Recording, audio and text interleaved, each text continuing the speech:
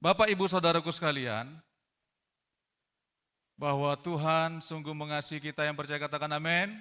Kita hidup karena kasih setia Tuhan loh Bapak Ibu. Ya, kita hidup itu bukan karena kemampuan kita sendiri, tidak. Kita hidup saat ini, kita bisa berkumpul, itu semuanya karena kebaikan dan kemurahan hati Tuhan, amin. Kita tidak mampu menghadapi apapun juga tanpa Tuhan melalui kuasa Roh Kudusnya yang menopang kita nggak mampu. Itu sebabnya kita harus terus datang kepada Tuhan, mengandalkan Tuhan dalam seluruh kehidupan kita. Kenapa? Karena Dialah yang memampukan kita menghadapi segala sesuatunya, Bapak Ibu. Nah, apa yang Tuhan mau? Apa yang Tuhan mau dari setiap pribadi orang-orang yang telah diselamatkannya? Bapak Ibu Saudaraku sekalian. Ya, Tuhan mau sesuatu yang spesial, yang kuat dari hati kita kepada Dia, yaitu mencintai Dia, mengasihi Dia. Amin, saudaraku. Coba kita lihat Yohanes 14. Haleluya. Kita akan perjamuan kudus Bapak Ibu, saya singkat saja menyampaikan firman Tuhan. Yohanes 14 ayat 15 sampai dengan 26. Saya bacakan untuk kita semua. Yohanes 14 mulai 15. Jikalau kamu mengasihi aku, kamu akan menuruti segala perintahku.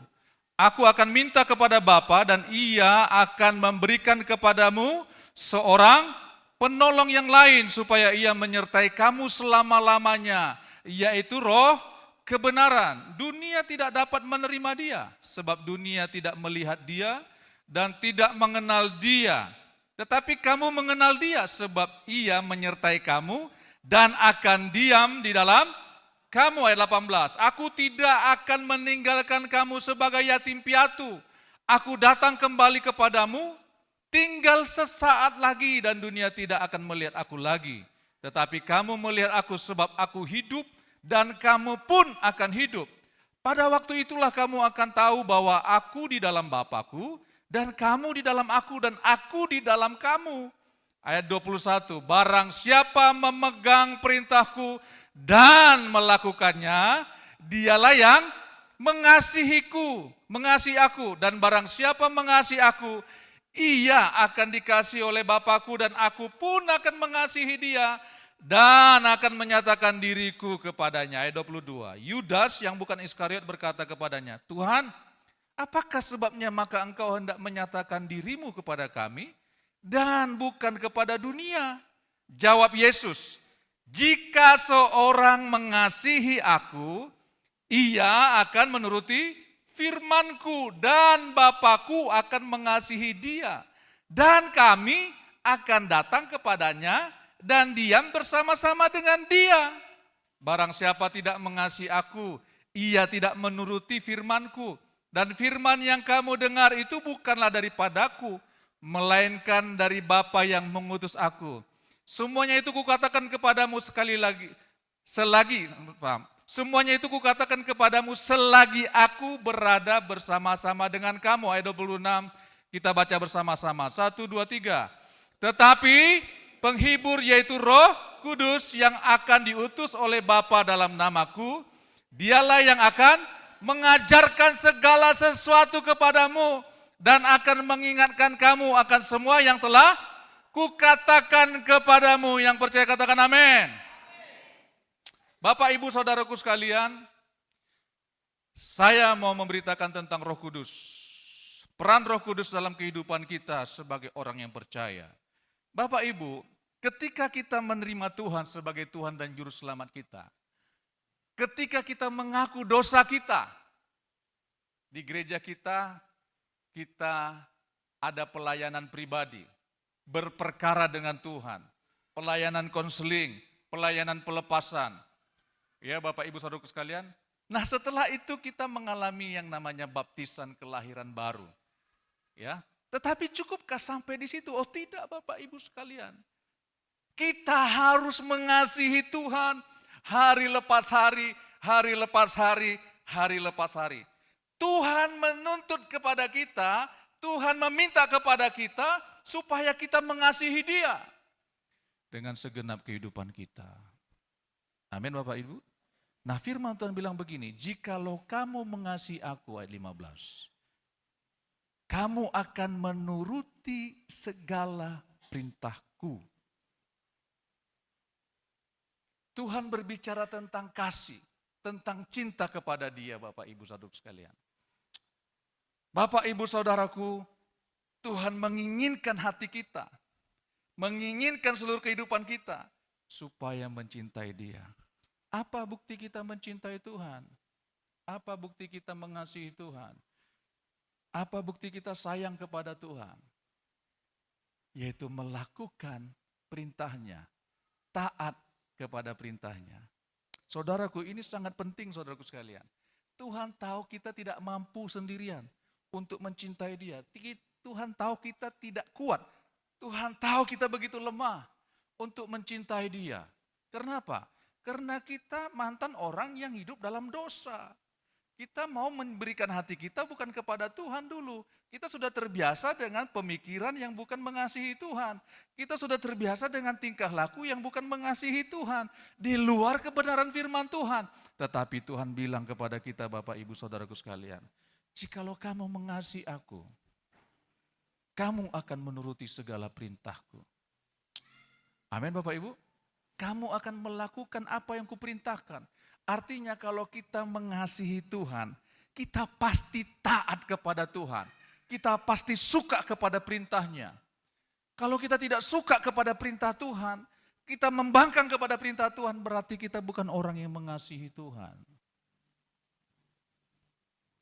Ya Bapak Ibu Saudaraku sekalian, kita bukan orang yang mengasihi Tuhan. Saudaraku, ini begitu penting yang Tuhan sampaikan ini. Kenapa? Kalau kita tidak mengasihi Tuhan, kita tidak akan pernah mau tunduk kepada perintahnya. Itulah yang harus menjadi dasar kehidupan kita, yaitu mengasihi Tuhan. Kalau kita tidak mengasihi Tuhan, kita tidak akan taat kepada firman-Nya. Itulah sebabnya Tuhan bilang kita perlu penolong. Bapak, Ibu, Saudaraku sekalian. Kenapa kita harus mengasihi Tuhan? Kenapa kita harus hidup dalam firman-Nya? Kalau kita tidak mengasihi Tuhan, kita akan memberontak. Kita akan menjauh dari kebenaran firman Tuhan. Itulah sebabnya Tuhan bilang, terkutuk orang yang tidak mengasihi Tuhan. Oh iya Bapak Ibu. Coba kita lihat yuk. 1 Korintus 16 ayat 22. Apa kata firman Tuhan? 1 Korintus 16 ayat 22, kita baca bersama-sama. 1, 2, 3. Siapa yang tidak mengasihi Tuhan apa? Satu kali lagi, siapa yang tidak mengasihi Tuhan apa? Terkutuklah ia, Maranatha, sampai Tuhan datang. Kalau kita tidak mengasihi Tuhan, berarti kita tidak mau taat kepada perintahnya. Kenapa kita tidak bisa taat? Karena kita tidak mengasihi Tuhan. Saudaraku, cinta itu membuat kita bergerak loh. Saya mau tanya dulu sama bapak-bapak waktu jatuh cinta sama istrinya dulu. Ya. Apapun diterjang. Ya. Apapun dilalui. Peduli amat saya. Saya harus bertemu dengan dia. Ya. Coba ingat-ingat waktu saudara jatuh cinta, coba. Saudara nggak perlu disuruhnya datang. Saudara nggak perlu disuruhnya keluarkan uang, saudara keluarkan uang. Seberapa jauhnya pun jarak antara kami, aku harus ketemu dengan dia. Begitu kan waktu jatuh cinta kan? Oh, saya mengalami itu Bapak Ibu Saudaraku sekalian. Ya. Dulu belum ada Gojek, belum ada Grab, belum ada apa dulu waktu saya jatuh cinta sama seorang gadis yang bernama Dorcas dulu ya. Ya. Saya harus ketemu sama dia. Saya rela loh naik taksi. Taksi Bluebird. Ya. Waduh, saya korek tabungan saya. Belum kerja waktu itu, baru mau cari-cari kerja. Ya. Saya harus datang. Saya harus melihat wajahnya, langsung pulang pun nggak apa-apalah. Begitu dulu saudaraku sekalian. Dia tidak suruh saya, koreklah tabunganmu. Enggak. Tapi saya digerakkan oleh rasa cinta. Oleh rasa sayang.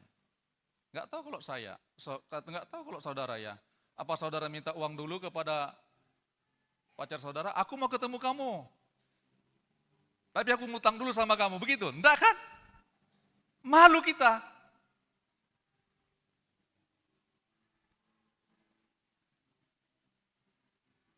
Kita lakukan apapun. Itu makanya Tuhan mau hidup kita digerakkan oleh cinta kepada Dia.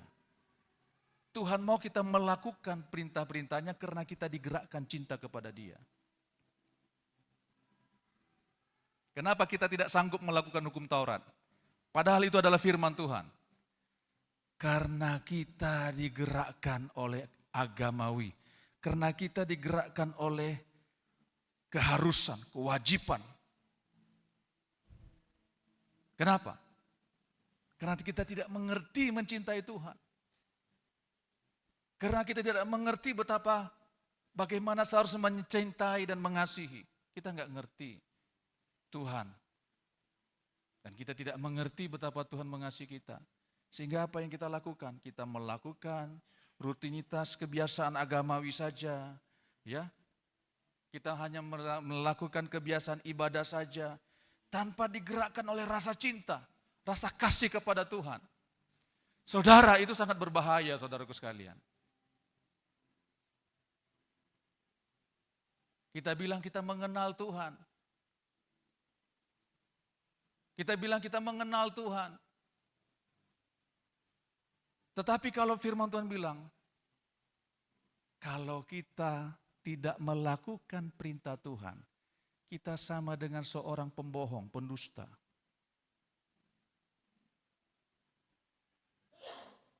Satu Yohanes 2, coba kita lihat ya, ayat 3 apa katanya? Sampai 6. 1 Yohanes 2, ayat 3 sampai 6.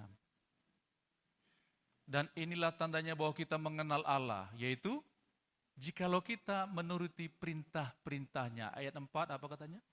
Barang siapa berkata, aku mengenal Dia, tetapi ia tidak menuruti perintahnya, ia adalah seorang pendusta, dan di dalamnya tidak ada kebenaran. Ayat 5. Tetapi barang siapa menuruti firman-Nya di dalam orang itu, sungguh sudah sempurna kasih Allah. Dengan itulah kita ketahui bahwa kita ada di dalam Dia. Barang siapa mengatakan bahwa ia ada di dalam Dia, ia wajib hidup sama seperti Kristus telah hidup. Ia wajib hidup sama seperti Kristus telah hidup. Aduh, babehat kayak Pak Pendeta. Bagaimana aku mau hidup seperti Kristus telah hidup? Mana mungkin kata kedagingan kita. Mana mungkin aku hidup seperti Kristus? Itulah sebabnya saudaraku sekalian, Tuhan bilang di ayat 16, aku akan meminta kepada Bapa dan Ia akan memberikan kepadamu seorang penolong yang lain supaya Ia menyertai kamu selama-lamanya, yaitu Roh kebenaran. Tuhan tahu kita tidak bisa mengasihi Dia dengan kekuatan kita. Enggak bisa. Kita tidak bisa melakukan perintah Tuhan dengan kekuatan kita. Tidak bisa. Itulah sebabnya Tuhan berikan Roh Kudus-Nya. Seorang penolong. Yaitu Roh kebenaran. Dialah yang memampukan kita.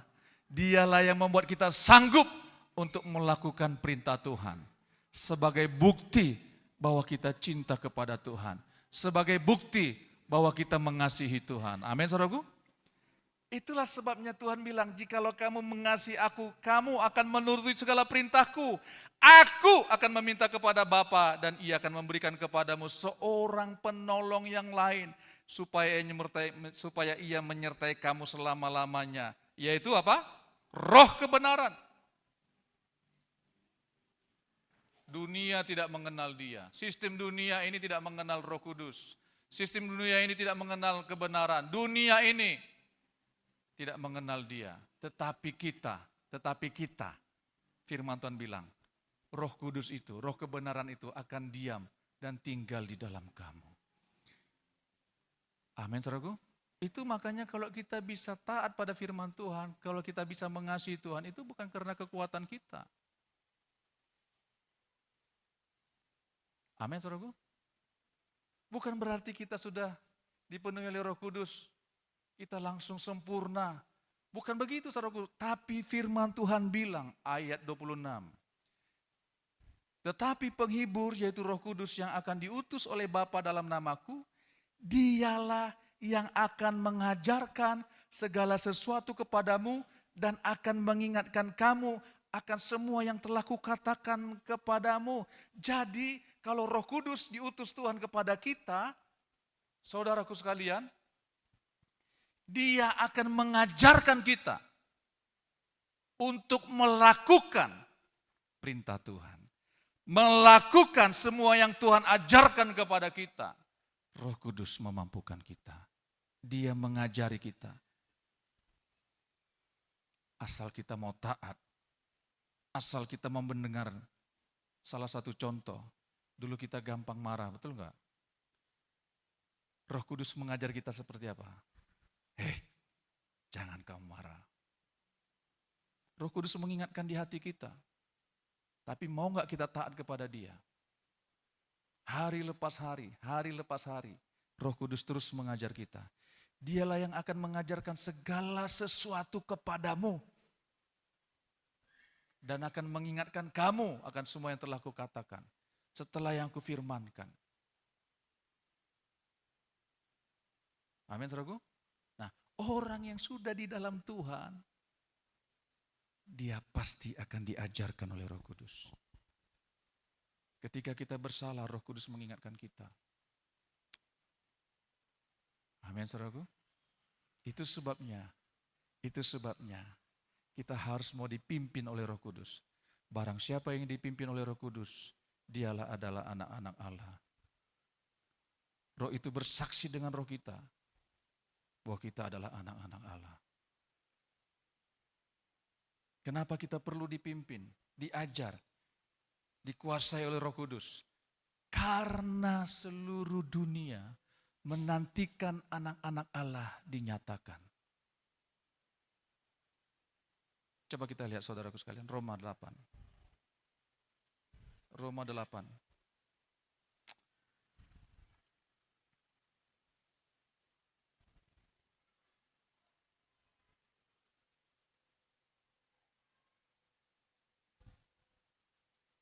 Haleluya.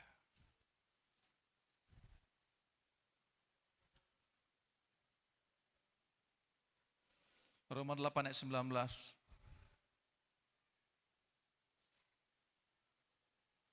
Sudah dapat katakan amin? Roma 8 ayat 19. Sebab dengan sangat rindu apa? Seluruh makhluk menantikan saat anak-anak Allah dinyatakan, saudaraku sekalian. Itu sebabnya kita harus dipimpin, kita harus dikuasai oleh Roh Kudus. Itu sebabnya Tuhan berikan kita seorang penolong. Roh Kudus itu adalah Allah sendiri. Dia adalah Roh Bapa itu sendiri. Roh Yesus sendiri. Tuhan tidak pernah tinggalkan kita. Amin, saudaraku. Percayalah, kita tidak akan mampu tanpa Tuhan yang menolong kita. Untuk mencintai Tuhan, untuk mengasihi Tuhan. Sehingga kita taat kepada perintahnya. Seluruh makhluk menanti-nantikan supaya anak-anak Allah itu dinyatakan. Semua orang sedang menantikan. Semua orang sedang menunggu. Mana orang yang mencintai Tuhan ini? Mana orang yang mengasihi Tuhan ini? Aku menantikan firman Tuhan dari mulut lidahnya. Amin, saudaraku. Itu sebabnya kita harus hidup dipimpin dan dikuasai oleh Roh Kudus. Kisah Para Rasul 1, saudaraku sekalian.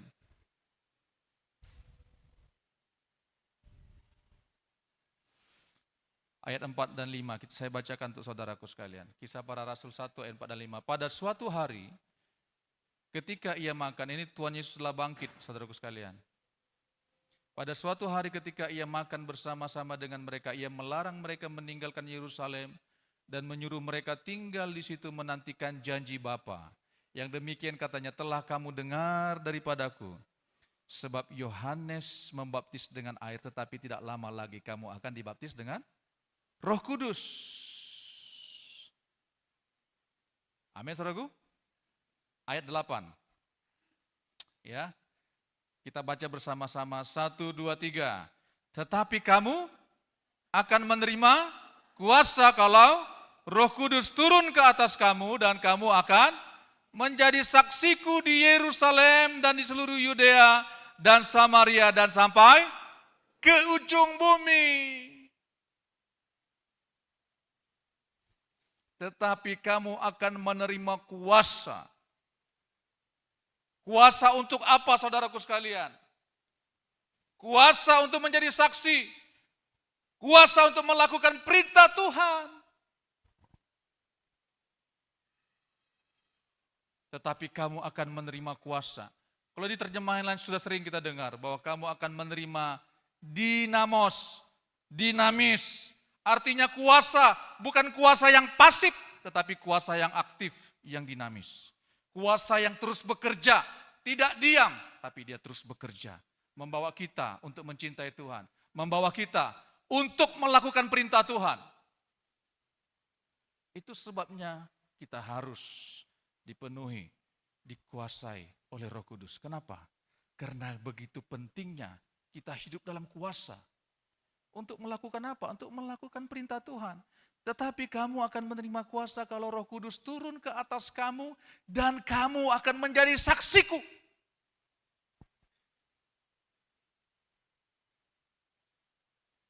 Roh Kudus turun atas kita, memenuhi kita supaya apa? Supaya kita menjadi saksi, saudaraku sekalian.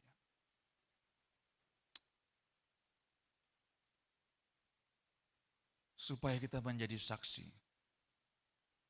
Supaya kita, kalau terjemahan lainnya mengatakan supaya kita menjadi martir.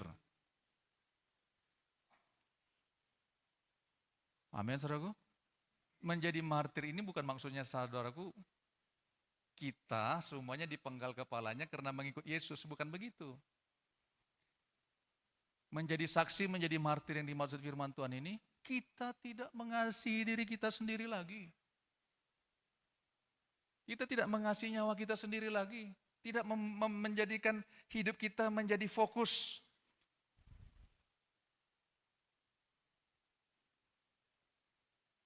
Itu namanya menjadi martir, menjadi saksi, saudaraku sekalian. Kita tidak coba kita lihat. Matius 16. Saya cepat aja, saudaraku ya. Matius 16 ayat 25. Matius 16 ayat 25. Apa kata firman Tuhan? Karena barang siapa mau menyelamatkan nyawanya, ia akan kehilangan nyawanya. Tetapi barang siapa kehilangan nyawanya karena aku, ia akan memperolehnya. Mana mungkin ini bisa dilakukan tanpa kuasa Roh Kudus? Sedangkan kita adalah orang yang suka mencintai diri sendiri. Orang yang berfokus pada diri sendiri. Orang yang hanya memikirkan keuntungan diri sendiri. Itulah hidup kita dahulu. Mana mungkin kita bisa menjadi martir, menjadi saksi bagi Kristus. Kalau kita hanya berfokus pada diri kita sendiri. Hanya berpikir kesenangan kita sendiri. Hanya berpikir nyawa kita sendiri. Tetapi firman Tuhan, tapi barang siapa kehilangan nyawanya karena aku, ia akan memperolehnya.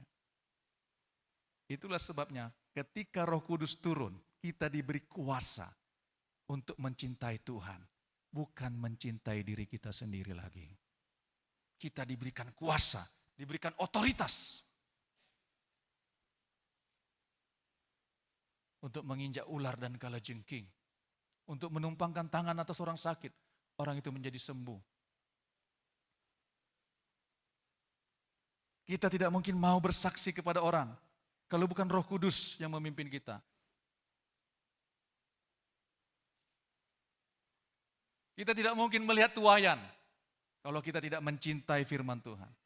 Kalau kita tidak mencintai perintah Tuhan.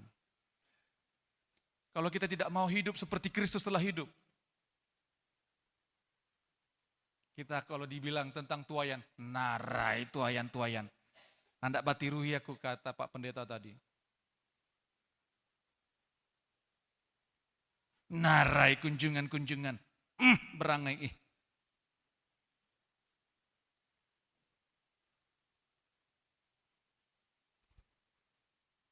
Ngapain suruh-suruh aku kunjungan? Ngapain suruh aku menuai jiwa-jiwa? Kita tidak akan bisa melakukannya tanpa Roh Kudus. Tanpa kuasa yang daripada Tuhan.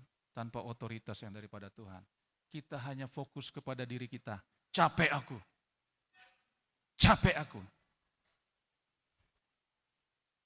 Biar itu urusan pelayan-pelayan Tuhan.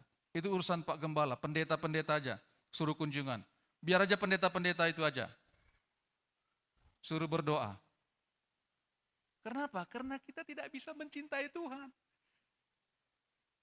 Kita nggak bisa menjadi saksi. Kalau Roh Kudus nggak turun di atas kita. Kita tidak mungkin melihat Tuhan. Coba kita lihat yuk. Yohanes 3, ini agak banyak ayat-ayatnya saudaraku sekalian. Yohanes 4 maaf.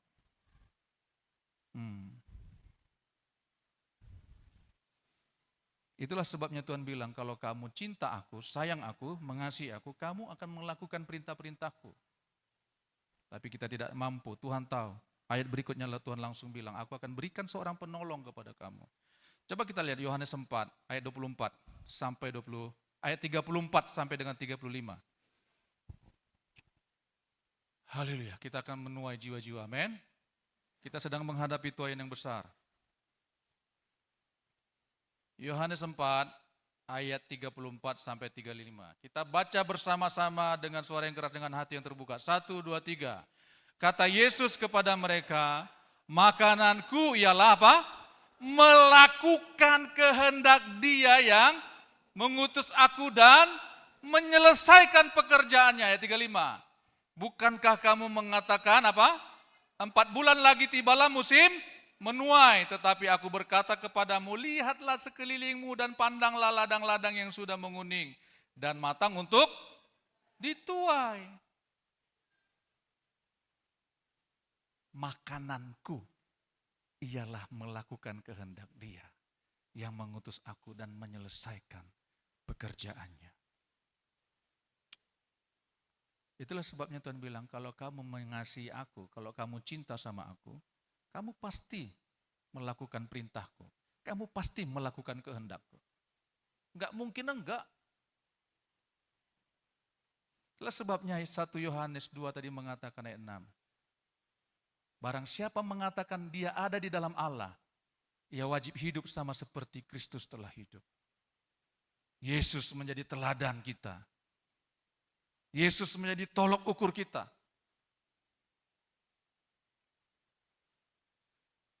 Bahwa dia taat kepada Bapa.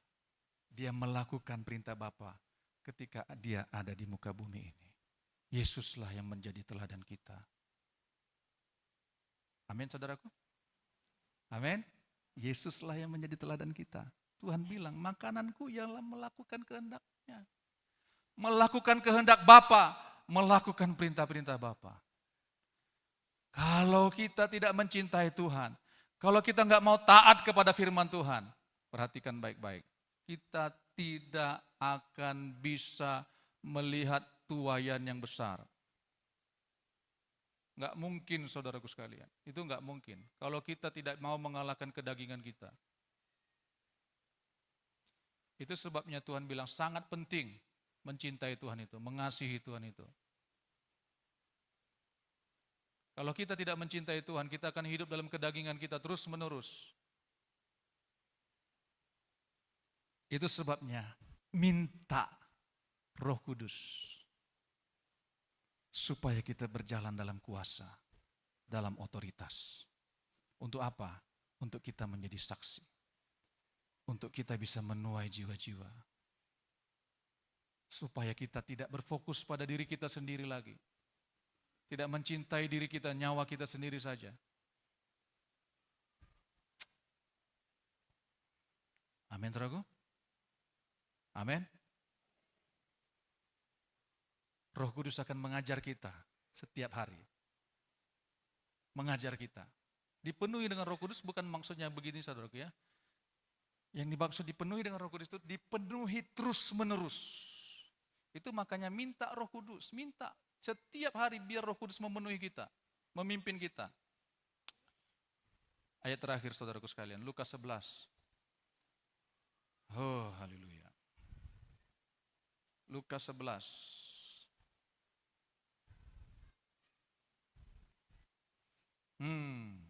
Ayat 12, ayat 13. Lukas 11 ayat 13 saja. Haleluya, kita baca bersama-sama. Lukas 11 ayat 13. 1, 2, 3. Jadi jika kamu yang jahat tahu memberi pemberian yang baik kepada anak-anakmu, apalagi apa? Bapamu yang di sorga, sama-sama dengan suara keras.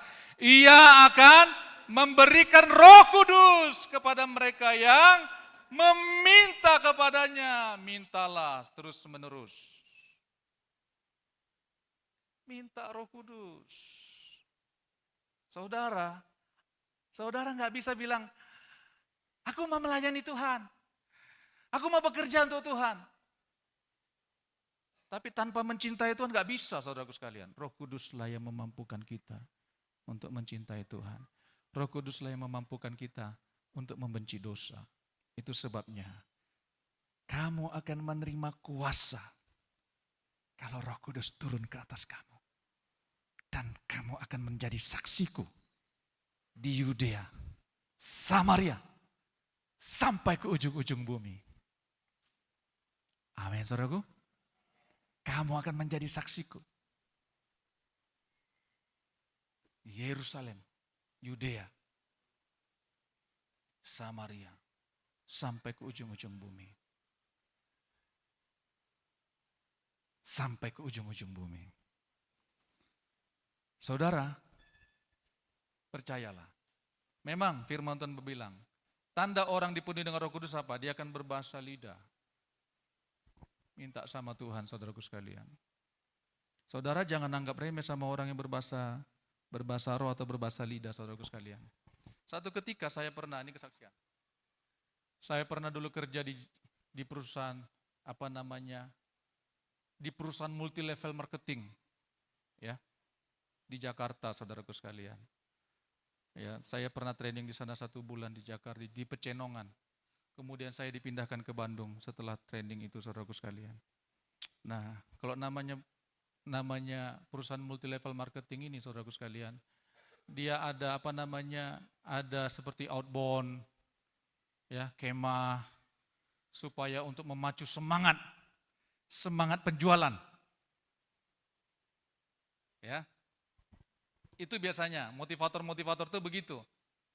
Tetapi ini aneh bin ajaib, saudaraku sekalian. Ternyata saya baru mengerti, model motivator dunia ini, dia meniru-niru, dia mengambil, menciplak-ciplak ayat-ayat dari firman Tuhan.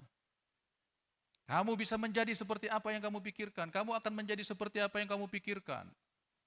Saudara, ketika kami di bumi perkemahan di Bogor, saudaraku sekalian, kami outbound ya, dia bilang begini, kamu bisa, motivator ini bilang begini, kamu bisa menjadi seperti apa yang kamu pikirkan. Betul juga. Kamu bisa menjadi orang yang hebat, kalau itu pikiranmu. Kamu bisa menjual, melebihi targetmu, kalau memang itu yang menjadi pikiranmu. Kamu bisa menjadi apa saja. Kamu bisa menjadi pohon kayu yang kuat, katanya. Saudaraku, dia uji coba, saudaraku sekalian. Kamu bisa, sekarang saya mau kalian berpikir bahwa kalian bisa menjadi pohon kayu yang kuat, katanya. Dia siapkan 3 kursi pertama-tama, saudaraku sekalian. Ya, disuruhnya orang baring. Disuruhnya orang baring di situ, saudaraku sekalian. Sekarang kamu pikirkan bahwa kamu adalah pohon kayu yang kuat, yang keras, yang kokoh, yang kuat. Dia baringkan orang di situ, saudaraku sekalian. Hitung, dari 100 mundur ke belakang, kata motivator ini. Kebetulan dia manajer manajemen pemasaran, marketingnya. Ya, mahal dibayar perusahaan dia. Hitung ke belakang, ditariknya kursi yang di tengah, saudaraku sekalian. Kursi yang duanya ujung itu ujung kakinya sama ujung kepalanya, saudaraku sekalian. Memang seperti pohon kayu yang kuat, saudaraku sekalian. Saya bilang, waduh, ini bukan manusia lagi nih, saya pikir. Saya tengking-tengking, saudaraku, dalam nama Yesus. Dalam nama Yesus. Kok masih enggak berpengaruh tengkingan saya? Saya tengkingnya bukan kuat-kuat, kan rame orang, saudaraku sekalian. Yang dari perusahaan. Bagian accounting, bagian marketing, kumpul semua. Di situ, di outbound itu. Wah ini udah lain ini, saya pikir. Saya tengking. Nggak bisa. Orang berdiri di atas perutnya, saudaraku sekalian. Lompat-lompat. Seperti pohon kayu yang kuat.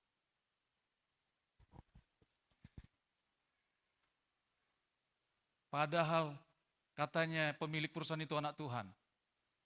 Orang sudah ikut Tuhan. Wah, ini nggak benar ini, saya bilang. Siapa lagi yang kedua? Siapa lagi mau coba? Dicoba yang kedua, saudaraku sekalian. Saya tengking nggak bisa pertamanya. Diletak kursi di ujung kepalanya di sini, saudaraku, sama di ujung kakinya.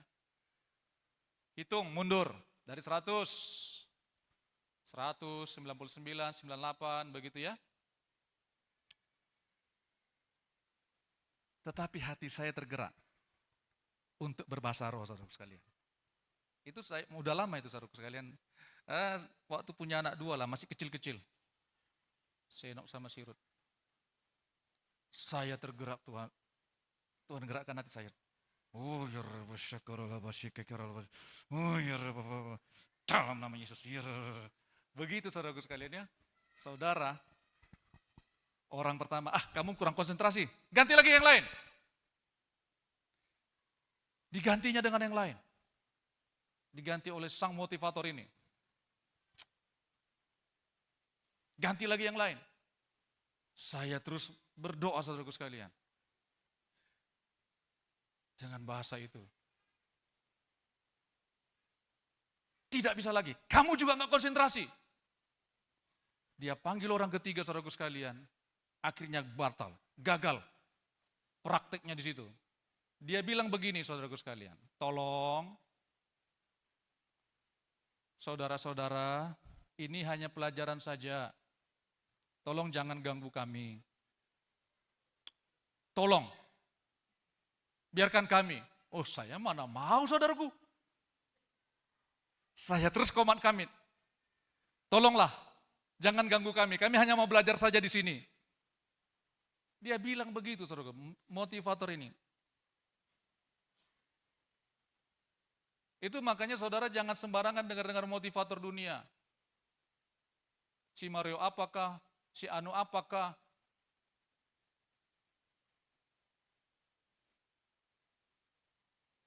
Hati-hati, datang aja pada firman Tuhan, itu motivasi kita, motivator kita yang pertama, amin. Dan yang utama, dan segala-galanya, Roh Kudus. Dan semuanya batal, saudaraku sekalian. Tidak bisa. Nah, saya mau bagikan bahwa berdoa dalam bahasa roh, penuh dengan kuasa. Tetapi apakah kita langsung berubah, langsung sempurna? Bukan. Roh Kudus bilang dia akan mengajari engkau akan segala sesuatu. Tuhan Yesus bilang di Yohanes 14 tadi, dia akan mengajari engkau akan segala sesuatu. Berarti hidup kita harus terus belajar lepas hari. Loh, katanya sudah bahasa roh, tapi kok marah-marah? Tapi masih mau berbohong. Roh Kudus pasti mengajar kita, mendidik kita untuk melakukan kebenaran firman Tuhan. Bukan langsung kita seperti orang sempurna. Bukan, itu pengertian yang salah. Makanya Roh Kudus itu, kuasa itu, dia dinamis. Dia terus bergerak hari lepas hari membawa kita dalam kuasa. Supaya kita terus hidup dalam kuasa. Dia terus hari lepas hari membersihkan hidup kita, memperbaharui kita. Amin, saudaraku. Itu makanya saudara jangan cukup penuh ya dengan bahasa roh saja. Tapi harus mau taat diajar oleh Roh Kudus, oleh Tuhan itu sendiri. Dia pasti mengingatkan kita supaya apa? Supaya kita bisa menjadi pribadi yang mencintai Tuhan, yaitu pribadi yang melakukan perintahnya, yaitu pribadi yang melihat tuaian yang besar. Supaya kita bisa melihat, supaya mata kita terbuka bahwa kehendak Bapa, kehendak Tuhan, itulah segala-galanya bagiku. Amin, saudaraku. Hidup kita menjadi berkat. Hidup kita menjadi berkat. Dulu coba, kita hanya memelihara nyawa kita sendiri. Kita hanya fokus kepada diri kita sendiri, kita tidak mau memberi. Sekarang setelah kita dipenuhi dengan Roh Kudus, hidup kita menjadi berkat. Kita gampang memberi. Bahkan dalam kekurangan. Amin, saudaraku. Minta Roh Kudus.